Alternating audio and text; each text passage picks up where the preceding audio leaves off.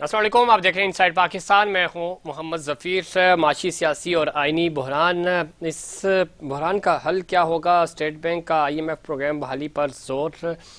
ملکی حالات کیسے بہتر ہوں گے؟ عوام کی جو بدحالی ہے اور اس وقت جو پاکستان دلدل میں معاشی طور پہ پھنستا جا رہا ہے، اس سے نکلنے کا کیا راستہ ہوگا؟ وے فارورڈ کیا ہوگا؟ اس پہ بات کریں گے. اور خاص طور پہ معاشی استحکام کے لیے سیاسی استحکام کا ہونا بہت ضروری ہے موجودہ حالات میں، جو کہ ہمیں نظر آ رہا ہے. سیاسی طور پہ بہت ہی زیادہ افراتفری ہے اور غیر یقینی کی صورتحال ہے، جس کی وجہ سے ہم معاشی طور پہ بہت زیادہ کمزور ہو رہے ہیں اور اس کا نقصان پاکستان کو ہو رہا ہے. بزنس کمیونٹی جو ہے وہ پہلے سے ہی پریشان ہے. عام عوام کی دسترس سے چیزیں باہر نکلتی جا رہی ہیں. دوسری طرف آئی ایم ایف کو پاکستان کی جو معاشی ٹیم ہے وہ اس کو خوش کرنے کی کوشش کر رہی ہے، اور اس حوالے سے بھی ظاہر پیغامات بھجوائے جا رہے ہیں. Pakistan I M F programme مکمل کرنا چاہتا ہے اور کیسے چیزیں بہتر ہوں گی؟ گیس، بجلی اور کی جو قیمتیں ہیں اس میں اضافہ ہوگا، پیٹرولیم مصنوعات میں اضافہ ہوگا، کی قیمتوں میں اضافہ ہوگا، جس سے مہنگائی جو ہے وہ اور زیادہ بڑھے گی. یہ ساری چیزیں جو ہیں وہ بنیادی طور پہ عام عوام پہ اس کا لوڈ پڑے گا. جو ٹاپ اشرفیہ ہے اس کے لیے تو کوئی چیزیں یہ مہنگائی میٹر نہیں کرتی. ظاہر ان کو تو مہنگائی میں بھی پروفٹ ملتا ہے اور وہ اپنا بزنس، اپنا پیسہ پاکستان سے باہر رکھتے ہیں. لیکن عام آدمی کہاں جائے گا؟ معاشی حالات جو ہیں وہ ابتر ہوتے جا رہے ہیں اور سیاسی اور آئینی طور پہ بھی ہم کوئی سیاسی تو بالکل ہی اس وقت بہت بری صورتحال ہے. اور آج فواد چودھری صاحب کی جو گرفتاری ہوئی اس کی وجہ سے اور زیادہ پینک پھیل گیا. اور جس طرح کہا جا رہا ہے کہ شاید عمران خان صاحب کو بھی گرفتار کیا جائے گا اور کیا اگلا نمبر خان صاحب کا ہوگا. تو جب اس طرح کی چیزیں سامنے آتی ہیں تو اس میں اور زیادہ پرابلم ہوتی ہے. غیر یقینی کی صورتحال میں نہ تو باہر سے پہلے ہی انویسٹر نہیں آ رہے، اور جو اپنے اس ملک میں انویسٹمنٹ کر رہے ہیں وہ بھی اپنی انویسٹمنٹ روک کر دوسرے ممالک کا رخ کر رہے ہیں. تو اس کی وجہ سے ظاہر نقصان جو ہے وہ پاکستان کا ہو رہا ہے. حل کیا ہوگا؟ ڈے بائی ڈے چونکہ چیزیں جو ہیں وہ خراب ہوتی جا رہی ہیں. اس حکومت سے چیزیں سنبھلتی ہوئی نظر نہیں آ رہی. شروع میں مفتاح اسماعیل صاحب نے کہا، انہوں نے چیزیں مینیج کرنے کی کوشش کی. وہ کہہ رہے تھے کہ آئی ایم ایف سے ہم بہت اچھے سے ڈیل کریں گے. پھر اب ان کی جگہ چارج سنبھالا جناب اسحاق ڈار صاحب کی واپسی ہوئی. ڈار صاحب نے بڑے دعوے کیے تھے. وہ تو کہہ رہے تھے کہ ڈالر تو میری مرضی سے موو کرے گا، لیکن اب ڈالر جو ہے وہ کہا یہ جا رہا ہے کہ یہ 300 سے بھی اوپر جائے گا، اور اگر جاتا ہے تو ظاہر ہے بہت مشکل ہوگی پاکستان کے لیے. آئی ایم ایف کے لیے بھی وہ کہہ رہے تھے کہ مجھ سے بہتر کوئی ڈیل کر ہی نہیں سکتا، اور اب میں چونکہ چارج سنبھال لیا ہے تو اب ہم اس کو بہتر کر لیں گے، سنبھال لیں گے، اور اکانومی جو ہے وہ ٹریک کی طرف آ جائے گی، جو کہ ہمیں نظر نہیں آ رہی. پنجاب اور کے پی میں ظاہر نگراں سیٹ اپ نے ذمہ داریاں سنبھال لیں. نگراں سیٹ اپ ایک اور بڑا چیلنج ہے. معاشی صورتحال پہ وہ ظاہر بڑے ڈیسیجنس، مشکل فیصلے کیسے کریں گے؟ وفاق آن بورڈ ہوگا کیسے ہوگا؟ یہ بھی جو ہے وہ سوالیہ نشان ہے. اس پورے عمل میں چونکہ سب سے زیادہ جو نقصان ہو رہا ہے وہ عام عوام کا ہو رہا ہے، اور عوام کو یہ چیز سمجھ نہیں آ رہی کہ انہوں نے وہ کس کی طرف دیکھیں. حکمران جو ہیں وہ ابھی تک وزیر اعظم پاکستان جناب شہباز شریف صاحب دعوے ضرور کر رہے ہیں. وہ کہہ رہے ہیں کہ میں اپنے کپڑے تک بھی بھیج دوں گا، اس عوام کے لیے حاضر ہیں 24 گھنٹے. لیکن یہ سارے دعوے ہی ہیں، زبانی جمع خرچ ہے. اس کا عام عوام تک کوئی فائدہ نہیں پہنچ رہا، ان کو ریلیف مل بھی نہیں رہا. جب ریلیف نہیں ملے گا تو ظاہر جو غیر یقینی کی صورتحال ہے وہ مزید بڑھتی ہے. اس پورے عمل میں جو سب سے زیادہ ظاہر ہے نقصان ہو رہا ہے وہ اس وقت عام عوام کا ہے، اور عوام جو ہے وہ پہلے سے ہی پریشان ہے. اور جب اس طرح کی پریشانی ہوتی ہے معاشی طور پہ، جب آپ پھنسے ہوئے ہوتے ہیں تو آپ کے پاس آپشنز نہیں ہوتے. ایک دلدل سے نکل کر ہم دوسری طرف جاتے ہیں. آئی ایم ایف ظاہر ہے ہمارا پڑوسی ملک بھارت جو ہے اس نے بھی آئی ایم ایف کے پروگرامز لیے، لیکن انہوں نے اپنی اکانومی بہتر کر لی. بنگلہ دیش نے آئی ایم ایف پروگرامز میں گیا، اس کے بعد انہوں نے اپنی اکانومی بہتر کر لی، ہم سے بہت بہتر ہیں، اور انہوں نے چیزیں ہم نے دیکھا کہ 90s کے بعد بنگلہ دیش جو ہے وہ اپنے ٹریک پہ رہا، معاشی پالیسیاں انہوں نے نہیں بدلی اور ایک یونیفارم پالیسی بنائی، اور اس پالیسی کو مد نظر رکھتے ہوئے وہ بہتری کی طرف گئے، اور دیکھتے ہی دیکھتے بنگلہ دیش جو ہے وہ اپنے ٹریک پہ چل پڑا۔ پاکستان بہتر طریقے سے کر سکتا تھا، پاکستان آگے بڑھ سکتا تھا، کیا وجہ ہے کہ پاکستان جو ہے وہ ترقی کی طرف نہیں جا سکا اور ڈکلائن ہوئے ہیں برے طریقے سے، اور 75 سال کے بعد بھی آج ہم یہ پوچھ رہے ہیں کہ ہم نے کرنا کیا ہے، ہمیں وے فارورڈ نظر نہیں آ رہا؟ اس پہ بات کریں گے۔ ہمیں جوائن کیا جناب ڈاکٹر سلمان شاہ صاحب نے، سابق وزیر خزانہ ہیں، معاشی امور کے ایکسپرٹ ہیں، بہت زیادہ لکھتے بھی ہیں، بولتے بھی ہمیشہ۔ شاہ صاحب خوش آمدید کہتے ہیں آپ کو پروگرام میں۔ جی شکریہ۔ ڈاکٹر صاحب، دو بڑی امپورٹنٹ چیزیں ہیں، معاشی سیاسی بحران تو ہے، آئینی بحران بھی شدت اختیار کرتا جا رہا ہے۔ اس پورے عمل میں ظاہر 75 سال کے ہو چکے ہیں، ابھی تک ہمیں سمجھ ہی نہیں آ رہی کہ ہم نے کیا معاشی پلان جو ہے وہ لے کے چلنا ہے۔ بنگلہ دیش ہم سے بعد میں وجود میں آیا اور بنگلہ دیش ٹریک پہ آ گیا۔ 90 کے بعد ہم دیکھتے ہیں کہ انہوں نے چیزوں کو ایگزیکیوٹ کیا اور ٹریک پہ آگے۔ بھارت ہم سے معاشی طور پہ بہت آگے نکل گیا۔ کیا وجہ بنی اور کیا آپ کو لگتا ہے کہ موجودہ جو بدحالی ہے اس کے اسباب آپ کو کیا نظر آ رہے ہیں اور اس کا وے فارورڈ کیا نظر آ رہا ہے آپ کو؟ دیکھیں، یہ آپ نے بڑا انٹرسٹنگ سوال پوچھا ہے، اور 75 سال کی تو ہسٹری میں جانا آئی تھنک اتنا سود مند نہیں ہوگا، لیکن پچھلے 50 سال کی ہسٹری تو ہمیں دیکھنی چاہیے۔ جی بالکل، لیکن ہم 47 والی پوزیشن پہ کھڑے ہیں بدقسمتی سے۔ جی بٹ آپ یہ دیکھیں نا کہ ہمارا کانسٹیٹیوشن ہی جو بنا ہے اس کو بھی اب 50 سال ہو گئے ہیں۔ جی بالکل، 73 کا کانسٹیٹیوشن جو ایکچولی آپ کو بتاتا ہے کہ آپ نے کام کیسے کرنا جی ہے، بالکل، اور وہ آیا تھا جمہوریت کے لیے۔ اس کے بعد 50 سال میں ہم نے دیکھا کہ 20 سال تو فوجی حکمرانی رہی اور 30 سال جو ہے وہ سویلین گورنمنٹس رہی، جن کو آپ ڈیموکریٹک گورنمنٹس کہتے ہیں۔ جی جناب۔ اور یہ جو ڈیموکریٹک گورنمنٹس ہیں، انہوں نے جتنی سیاسی طور پہ کشمکش کی ہے، اکنامکس پہ انہوں نے توجہ نہیں دی، بلکہ یہ ہوتا رہا ہے کہ جب اکنامک پرابلمز ہوتی تھیں تو فوجی حکومت یہ کہہ کے آتی تھی کہ ہم نے سب کچھ ٹھیک کرنا ہے تو اس لیے ہم آئے ہیں۔ سو آئی تھنک ایک بڑی چیکرڈ ہسٹری ہے ہماری سیاست کی اور اکنامکس کی۔ اگر آپ یہ دیکھیں کہ جب سوویت یونین ٹوٹا ہے 1989 میں، جی جی، تو اس وقت ہمارا جو ریفارمز ہونی تھیں وہ بالکل نہیں ہوئی۔ ہم نے اس کے بعد 2 جنگیں لڑی، کیا یہ 20 سال سے تمہاری وار آن ٹیرر چل رہی ہے، اور پھر چھوٹی موٹی جنگیں جو ہیں کشمیر میں بھی ہوئیں۔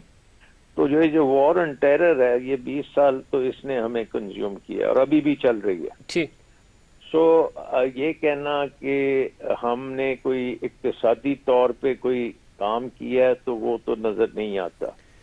سو اس دوران میں ہم نے اپنا جو اکانومی میں جو فیصلے کیے ہیں وہ ہمارے لیے بڑے مضر ثابت ہوئے ہیں۔ سب سے بڑا جو فیصلہ تھا جی جی، وہ آپ کانسٹیٹیوشن بننے کے بعد ہم نے نیشنلائزیشنز کر دی۔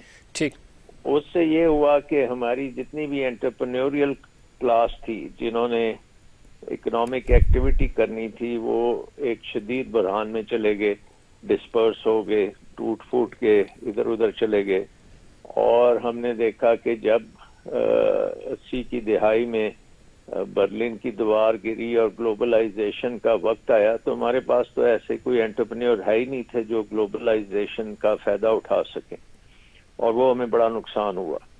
پھر ہم نے اپنا بجلی کا نظام ایک بہت غلط قسم کا بجلی کا نظام بنا لیا، جو ایک زمانے میں پانی کی بجلی سے چلتا تھا۔ جی جی، تو منگلا ڈیم سے اور تربیلا ڈیم سے ہمیں بڑی سستی بجلی ملتی تھی، اور اس کی وجہ سے آپ کی انڈسٹری بھی چلتی تھی، ایگریکلچر بھی چلتا تھا، اور لوگوں کے بجلی کے بل بڑے مناسب ہوتے تھے۔ جی 1-2 روپے ریٹ میں آپ کو بجلی مل جاتی تھی۔ لیکن جب ہم نے یہ سوچ لیا کہ اب ہم نے ڈیم نہیں بنانے، اور ہم نے بجلی جو ہے وہ آئی پی پیز کے ذریعے امپورٹڈ تیل پہ یا امپورٹڈ گیس پہ یا امپورٹڈ کولے پہ بنانی ہے تو وہ اتنی مہنگی بنی اور اتنی اس میں میرا خیال ہے کرپشن بھی بہت تھی اس میں. ڈاکٹر صاحب بالکل ٹھیک کہہ رہے ہیں. جو کرپشن کا ایلیمنٹ ہے اور جو آپ نیشنلائزیشن کی بات کر رہے ہیں اس کے بعد ہم نے دیکھا کہ یہ چیزیں زیادہ آئی اور جو سستی چیزیں تھی. آپ نے ایگریکلچر کی بات کی تو ظاہر ہے بڑا زبردست پوٹینشیل تھا ہے ایون ابھی بھی ہم اس کو یوٹیلائز نہیں کر پا رہے. میری یہ انڈرسٹینڈنگ ہے کہ ٹیبل پہ آپشنز موجود ہیں, شاید ہم ان کو یوٹیلائز نہیں کر پاتے اور الٹا ہم وہی اپنی ہی چیز باہر سے خرید رہے ہوتے ہیں یا مہنگے دموں یا کوئی ہم کسی نجی کمپنی کی طرف جاتے ہیں.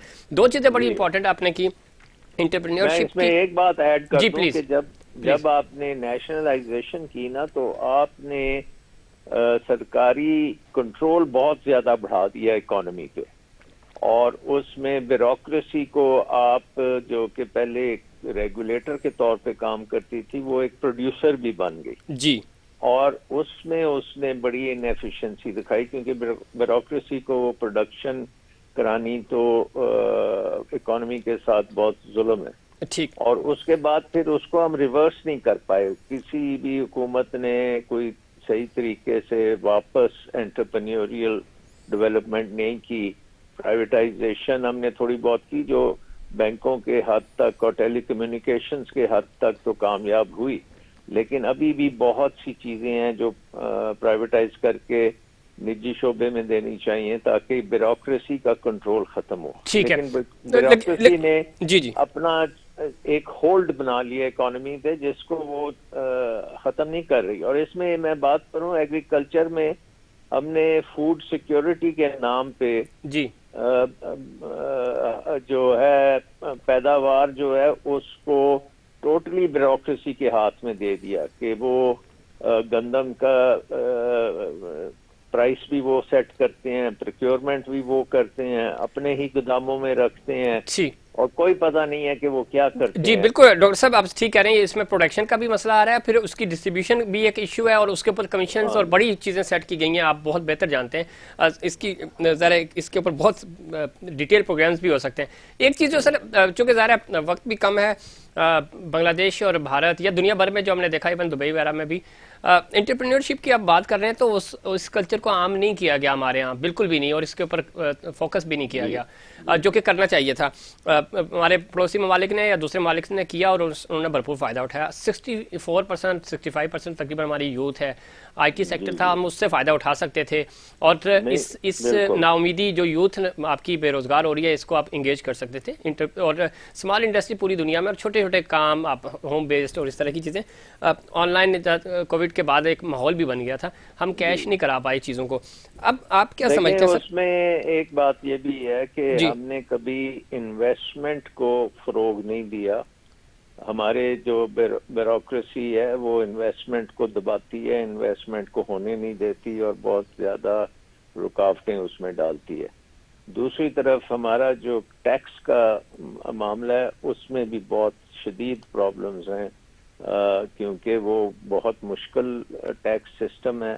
ٹھیک, اور اس میں زیادہ سے زیادہ جب آپ ٹیکس کلیکٹ کرنے جاتے ہیں تو اتنے اونچے ریٹ, سیلز ٹیکس کا ریٹ اونچا, انکم ٹیکس کے ریٹ اونچے, اور پھر اس میں بھی شفافیت نہیں ہے, اس میں ٹرانسپیرنسی نہیں ہے. اور وہ آپ کی اکانومی کو اس وقت دیکھیں کہ جو بچے کچے انٹرپرینیورز ہیں وہ ایف بی آر سے جتنا ڈرتے ہیں اور کسی چیز سے نہیں ڈرتے اور وہ انویسٹ کرنے کو تیار نہیں. سو میں کہوں گا پہلی بات نیشنلائزیشن, دوسری بات فوڈ سیکیورٹی کے جو ہم نے کیا, تیسری بات یہ ہے کہ ہمارا جو ٹیکس کا نظام ہے وہ بہت کمبرسم ہے, بیوروکریٹک ہے, اور ہم نے چوتھی بات ہے کہ ہم نے انویسٹمنٹ کو فروغ نہیں دیا اور انویسٹمنٹ کو انکریج ہی نہیں کیا. بالکل ٹھیک کہہ رہے ہیں. انویسٹمنٹ یا اوورسیز انویسٹمنٹ دونوں کو نہیں کیا. جی, چاروں پوائنٹ آپ کے بالکل ویلڈ ہے. اور یوتھ اور خاص طور پہ جو ہمارے ٹیلنٹڈ بچے ہیں وہ یہاں سے دبئی جا کے بزنس کرنے کو تیار ہیں, انٹرپرینیورشپ کے سے ریلیٹڈ بھی ہو یا ویسے بھی, لیکن وہ پاکستان میں ڈرتے ہیں اور وہ اس کی ریزن آپ نے خود بتا دی.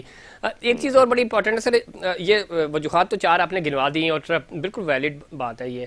آئی ایم ایف سے قرضہ لینا بھی کوئی بری بات نہیں ہے. ایون ہم آپ بھی اپنے جب کوئی چھوٹا موٹا روزگار کرتے ہیں, کوئی بزنس کرتے ہیں تو قرضہ لیتے ہیں یا ویسے بھی مینیج کرتے ہیں.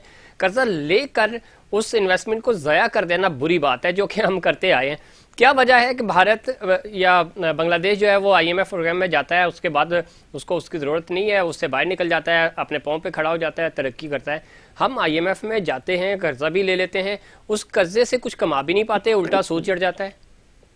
جی انفارچونیٹلی ہم نے اپنی زندگی قرضوں پہ گزار دی، اور کیونکہ ہم نے یہ ریفارمز نہیں کیے اور جنگیں شنگیں کرتے رہے ہیں، وار آن ٹیرر پرٹیکولرلی بہت نقصان دہ ہوئی ہے، تو اس زمانے میں آپ کو پتا ہے کہ یہاں تو کوئی آتا بھی نہیں تھا، جی کہ نہ کوئی کسٹمر آتا تھا نہ کوئی انویسٹر آتا تھا۔